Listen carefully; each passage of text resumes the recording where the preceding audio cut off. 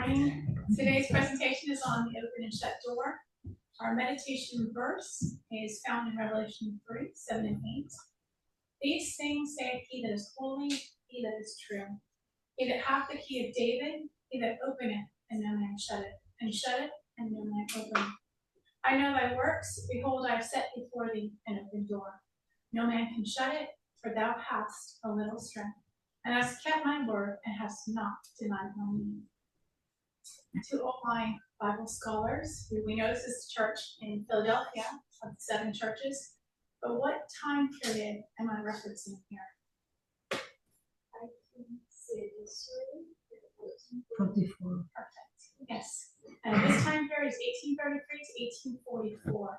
It is right before the close of the 2300 days. I wanted to highlight a few things about this passage. The speaker is somebody who identifies as having the key of David. What does that mean, having the key of David? David is a central figure in both the Old and New Testaments. He's kind of an interesting man. Key to a door. The key to a door, thank you. The key of David, the key is a powerful thing. When Idell and I were married, we had a reception in an old bank in the 1920s, 1930s. And they had these massive doors in front of it. And that's where we were supposed to go into the reception.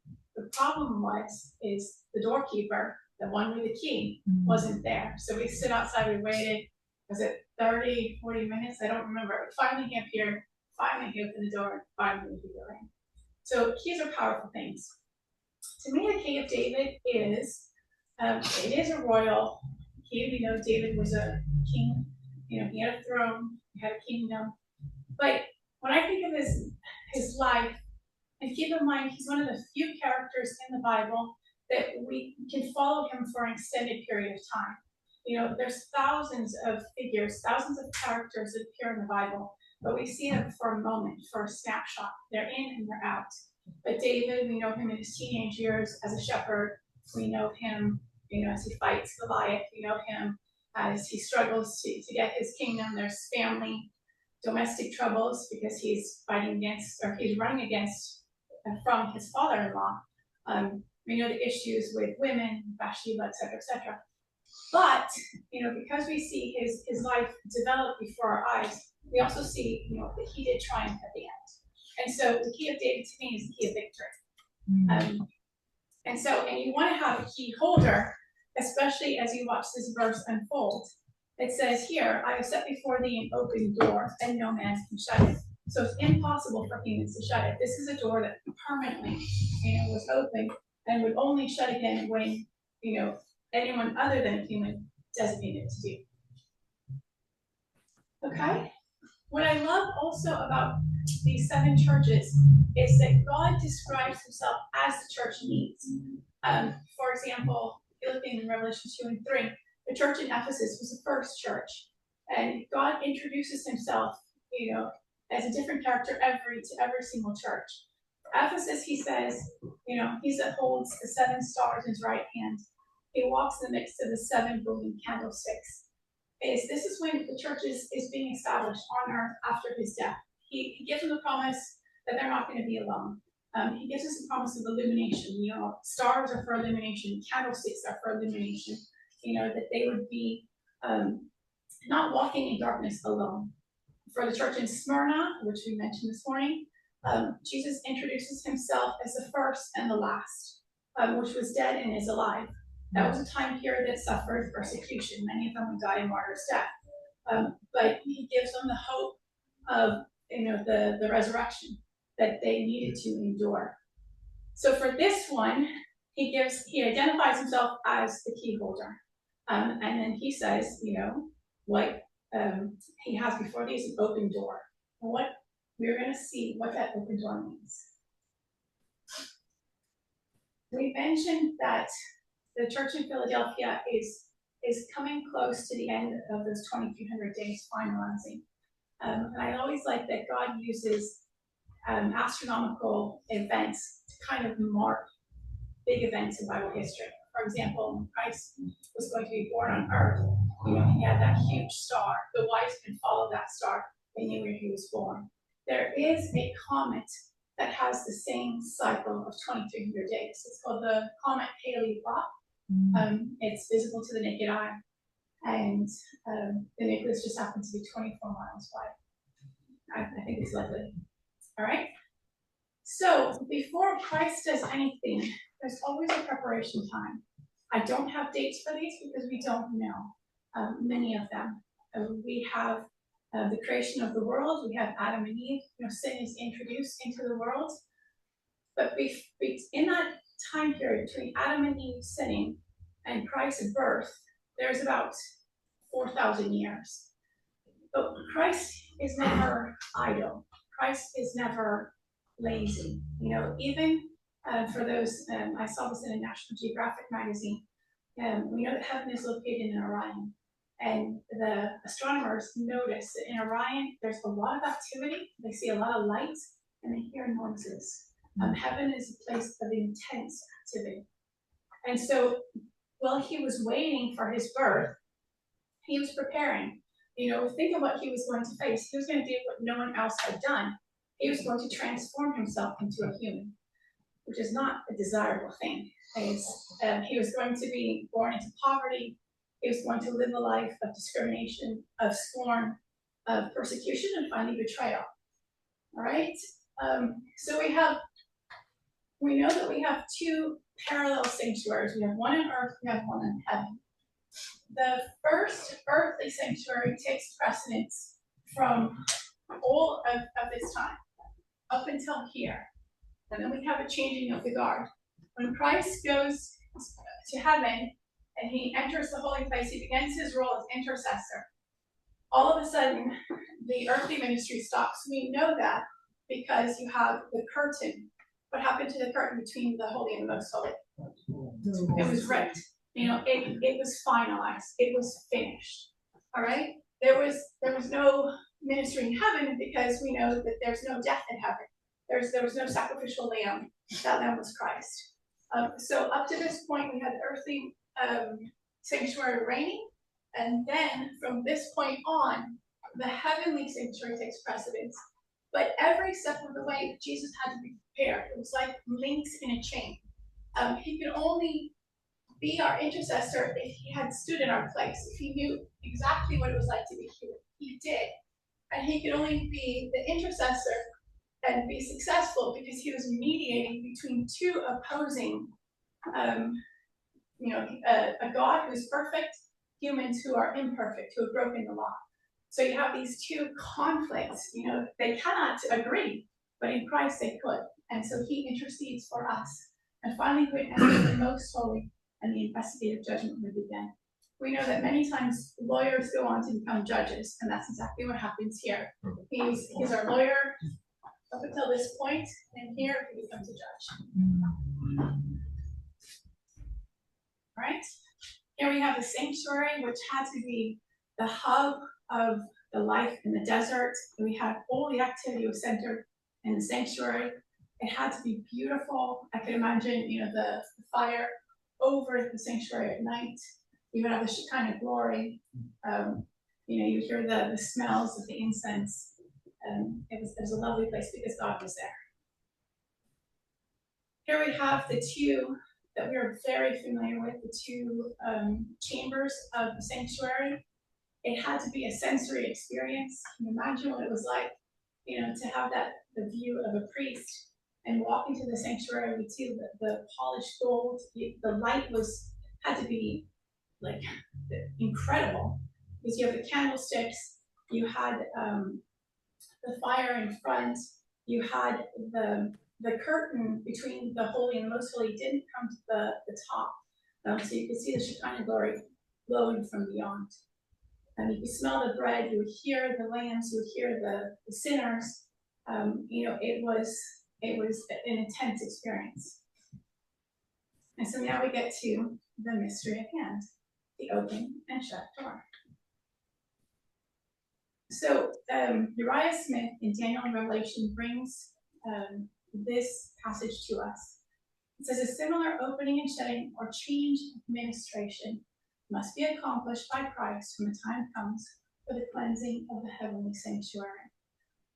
So the opening and shutting is connected to the change of administration.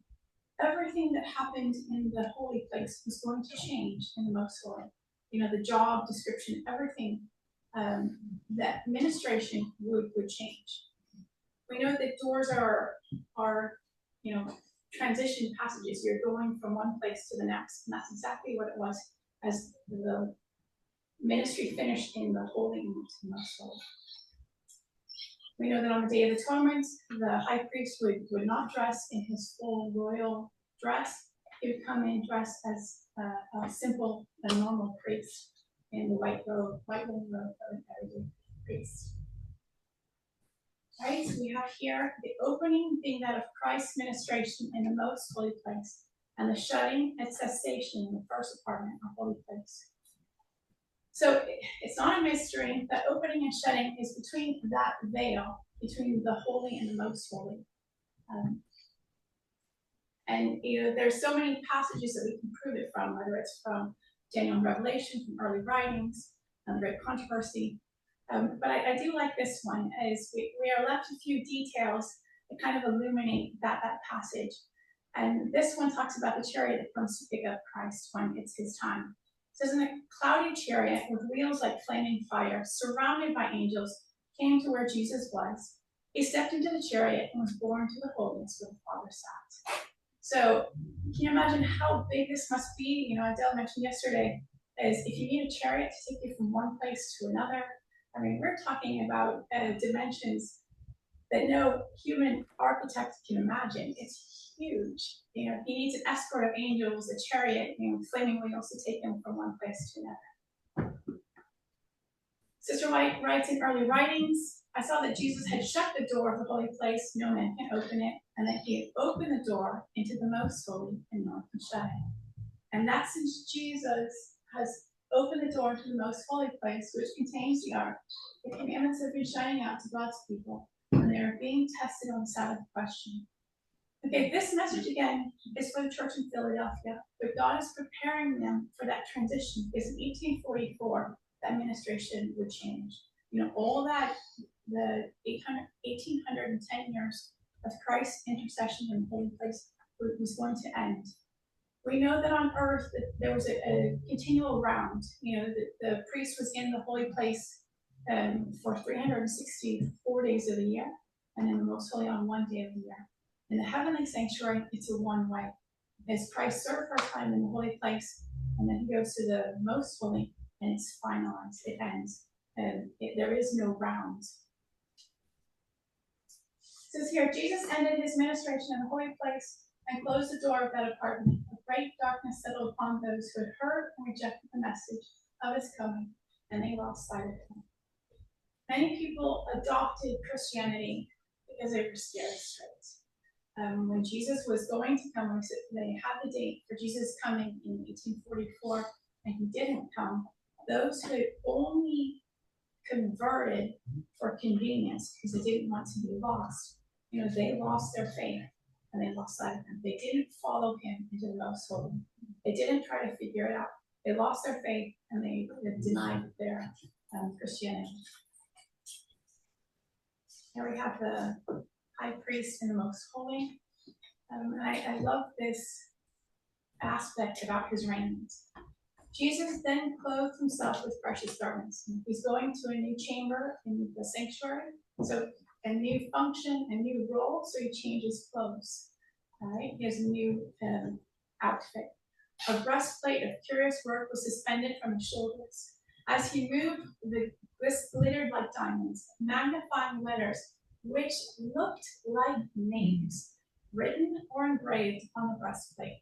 When fully attired, he was surrounded by angels, and a flaming chariot he passed within the second veil. And in a flaming chariot he passed within the second veil. I love this. So many people today, when they have the names of someone that they love, they get it tattooed on their bodies, do they not? Mm-hmm. You've seen Mom, you've seen, Christina, you've seen names of their loved ones because they want it to be close to them. Well, Christ doesn't do that. He does something, far more regal. He has the breastplate, and it's right over his heart. But Sister White doesn't elaborate what those names are, but we can use our imagination. We can suspect that it's your or my name, right? Isn't that beautiful that he carries the names of the saved over his heart? I know, I love that image. And it reminds me of this one. Behold, I have graven thee upon the palm of my hands. And we see here, we're already in the scars that Jesus wears. And he will have those throughout eternity. We will be removed, all of our defects will be removed from us. But Christ will carry those scars forever to remind us of the high price of sin. All right, just a few more exposés on this passage between the holy to the most holy, this transition. As the ministration of Jesus closed in the holy place, and he passes into the holiness and stood before the ark containing the law of God, he sent another mighty angel with a third message to the world. So here we get the third angel's message, and it's a powerful message. So he's in that, in his chariot, getting ready to go into that huge, most holy place in heaven. And he takes a message on a scroll, hands it to an angel, and the angel is going to do something with it. Okay? It says here, a parchment was placed in the angel's hand, and as he descended to the earth in power and majesty, he proclaimed a fearful warning with the most terrible threatening ever before him. The third angel's message is like an atomic bomb in writing, is it not? Because it tells us, of the final events is, strange and mighty things are going to happen to our world. But God doesn't ever want us to be in the dark. Just like the very first church in Ephesus, God sent illumination. He sent the candlesticks. He sent, different angels to help them as they built up the work. Same thing now, is God never wants us to be unaware or sleeping. Just to remind ourselves what the third angel's message is, found in Revelation 14, the three angel messages are all found there. It says, and the third angel followed them, saying with a loud voice, if any man worship the beast in his image, and receive his mark in his forehead or his hand, the same shall drink of the wine of the wrath of God, which is poured out without mixture into the cup of his indignation. And he shall be tormented with fire and brimstone in the presence of the holy angels and in the presence of the Lamb. I want to point out here, it says here, that the wrath of God is poured out without mixture. That's undiluted. That's concentrated. I think of different discipline or different punishments that God handed out, especially in the Old Testament. David again comes to mind. Do you remember when he sinned because he did the census of the army and he wasn't supposed to do that? And God asked him, what do you want? You want 3 years of famine? You want 3 months of being pursued by your enemies? Or do you want 3 days of an intense plague? That was with mercy. That was a judgment with mercy because David got to choose, all right? This one is without mercy. And it's undiluted. It is the wrath of an angry God. I do not want to feel that. But he gives the warning. And, as we saw, when Christ comes into the whole most holy place, what is present there in the ark is the 10 Commandments. We have the law. We have that standard. We also know that the final issue is going to be on the Sabbath. Sister Wright writes in early writings that there's a soft halo around the fourth commandment because it's the one that recognizes God as the creator. It gives him his title, it gives him his territory. It's a special day to him. It needs to be a special day to us. And it's what's going to distinguish us from the rest of the world. So like the professor who tells the class what the final exam is going to cover, we know from the three angels' messages what we're going to be tested on. It's up to us how we prepare. Just like Christ prepared for his ministry on earth, and he was ready for it, and he excelled, he exceeded. He didn't even sin with his mind, with a thought. If we can control our thoughts, we can control our actions. And he gave us a perfect example in all of that. Right? We're all very familiar with the book of Daniel, with the judgment. It says here, I beheld till the thrones were cast down. The Ancient of Days did sit, whose garment was white as snow. The hair of his head like pure wool, his throne like fiery flame, his wheels as burning fire. A fiery stream issued and came forth from before him. 1,000 thousands ministered unto him, and 10,000 times 10,000 stood before him. The judgment was set, and the books were opened. I don't know how many of you have ever been to a trial. Maybe you were on the jury. I don't know. Maybe you were the one who was tried. It's not the most pleasant experience. The last time I got a traffic ticket was about 8 years ago, and it wasn't for speeding. I was driving to the Hunger's house, and kids had a play date, and so you know how some paths you drive on autopilot. You've driven them. You can almost drive it with your eyes closed. Well, that's exactly what happened. And so I'm driving along, thinking about different things, and they had just newly installed a stop sign. I didn't see it in time, and obviously I went through it. And so I got a ticket. So I wanted to fight it because I wanted mercy. They had just put it there. It was the first time I was driving that route since they had installed it. And so what happened, we waited. I was the last person to be tried. And I noticed that there was a television in the courtroom. And, didn't make an impression on me until it was my turn. The cop had been wearing a body cam, and that's what appeared on the video, is when I went sailing through the stop sign. It wasn't my finest hour. And that's what's going to happen in the most fully, is every day of our lives, every action, every thought, all of our good deeds, all of our bad deeds, everything, not a single thing will be forgotten or omitted or overlooked. And so we will be either found wanting or found to have satisfied the law, and only with the grace of Jesus. But it's a very solemn message that we have.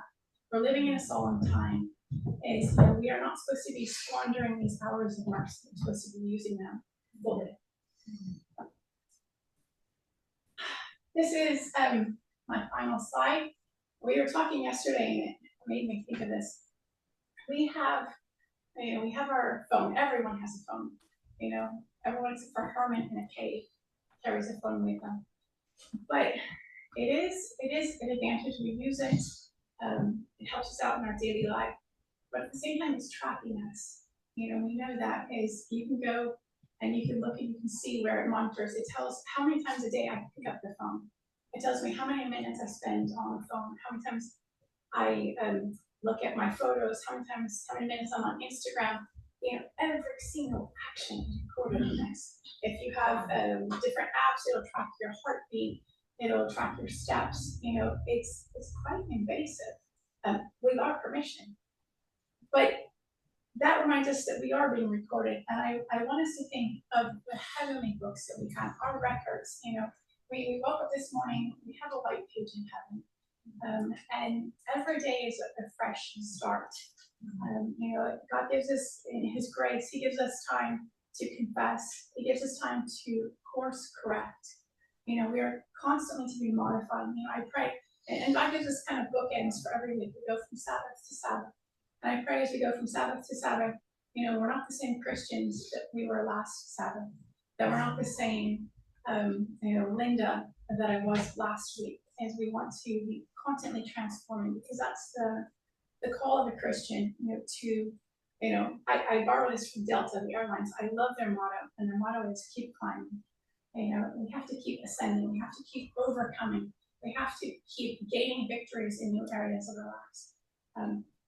Because it is important, and because it's really going to count, is when our name comes before Him. We don't know when Christ passes from the judgment of the dead to the living, but when He does, we want to be ready. That's my wish and prayer for all of us. Amen. Amen.